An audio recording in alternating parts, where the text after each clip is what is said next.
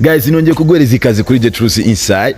Nkubwira ati rero aho uherereye hose ndakwifuriza amahoro n'imigisha. Wowe wabashe gukora subscribe, kuduhereza subscribe ndetse kuduhereza bumwe mu butumwa muri comment.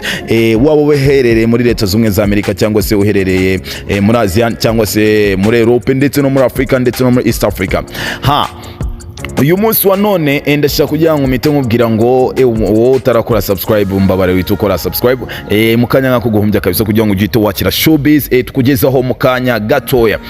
Muri kano kanya ndashaka kukubwira ko uri kumwe na wa musore wa Nyariwe Bahati Chris kuri The Truth Inside, nkubwira ngo nkuzaniye agashya kataraboneka. Ibintu byakomeje kuvugisha abantu benshi cyane, bavuze amagambo menshi hirya no hino ku mbuga nkoranyambaga, dore ko mu gihugu cy'abaturanyi kabisa i Burundi imiriro yatse. Umuriro watse guys, umuriro watse gute sasa, ibintu byifashe gute?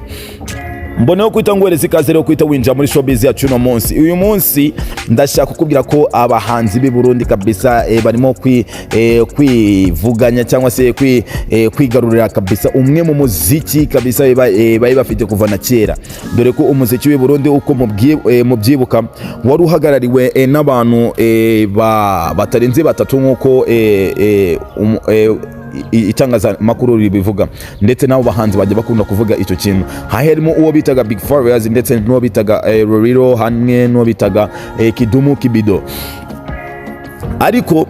Ariko dusubiyeho gatoya, mwibuke yuko uyu muziki wari urimo n'umwe mu bantu kabisa bitaga R.FLOW. ni umwe mu bahanzi bakunzwe n'abatari bakeya mu gihe cyari kiriho n'undi muhanzi wamaze kwitaba Imana ariwe bita Sosoke.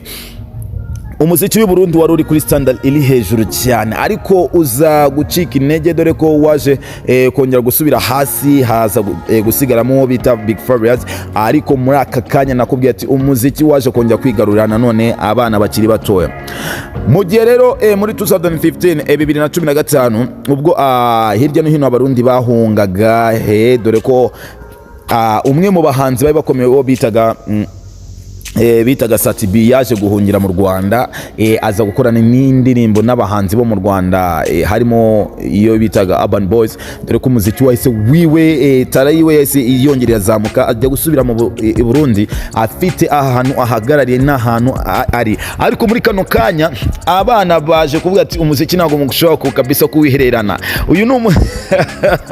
Uyu muziki iyi ni cyo bita collaboration itarabaho mu buzima guys, ni collaboration itarabaho, dore ko harimo ba B.FACE, harimo Dramati umwana mutoya kabisa urimo kugenda wamamara hirya no hino, harimo ba R.FLOW ndetse n'abandi benshi cyane. Iyi ndirimbo yavugisha abantu benshi cyane ku rukuta rwa YouTube ndetse no kuri Twitter. Abantu benshi cyane bakomeje kuyivugaho. Indirimbo yaciye agahigo hirya no hino mu Burundi ndetse no hanze Burundi. Ni indirimbo baje gushira ku rukuta rwa ku rukuta rwa YouTube itigira abafanzi, dore ko hirya no hino muri Kenya ndetse na Uganda no hanze y'ibindi bihugu abantu bagiye bakomeza gutera comment bavuga ati guys keep it up umuziki w'u Burundi kabisa mukomeze kuwushira hejuru. Ariko unabashe kumva indirimbo kabisa, ni indirimbo iri kuri standard iri hejuru, ni indirimbo dore ko iyi ndirimbo yaje kuvugwaho cyane, dore iyi ndirimbo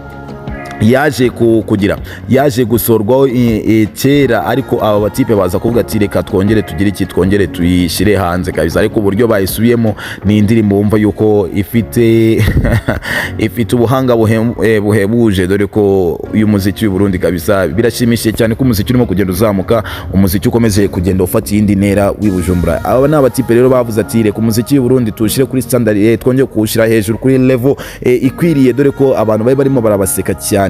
Umuziki w'u Burundi abantu barawusekaga cyane, ariko muri kano kanya guys icyo nakubwira ati baje kwikomera cyangwa se gukomagura ababavugaga amagambo menshi. Na handi rero usanga showbiz iryoshye, na handi ubisanga usibye kuri The Truth Inside, niho usanga ibintu byiza, ibintu umwimerere wa showbiz ndetse n'amakuru aryoshye. Rero nakubwira ko uri kumwe na wa musore wa Bahati Chris n'ibisanzwe kuri The Truth Inside, nkubwira ati ni bye ciao naho mukanya kuri The Truth Inside.